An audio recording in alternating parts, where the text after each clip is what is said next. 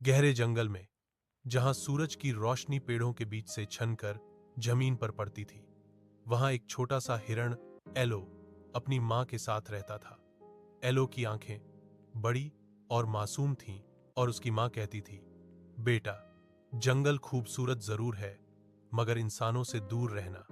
एक दिन जंगल में अजीब शोर हुआ। तींडी अंदाज में पेड़ हिलने लगे, पक्षी उड़ गए और जमीन कांपने लगी। इंसान आ गए थे, शिकारियों के जाल लग चुके थे। एलो अपनी मां के पीछे पीछे भागा, मगर अचानक एक जोरदार आवाज आई। धम! मां रुक गई। उसकी आंखों में दर्द था और शरीर जमीन पर गिर चुका था। एलो चीखा, मगर जंगल खामोश था।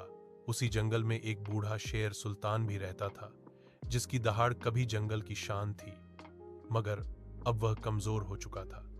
उसने एलो को रोते देखा और धीरे से बोला, जंगल ने एक और मां खो दी।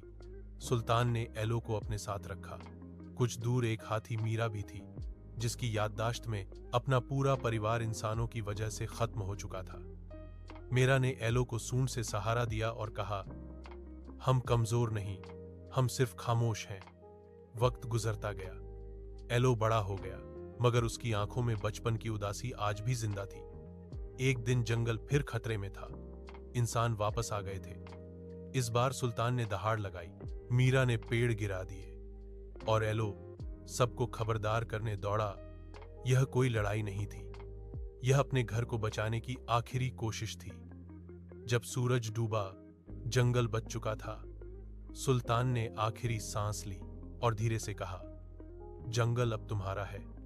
एलो की आंखों से आंसू बहे और उसने आसमान की तरफ देखा। संदेश, यह कहानी सिर्फ जानवरों की नहीं, यह हमारी बेहसी की कहानी है।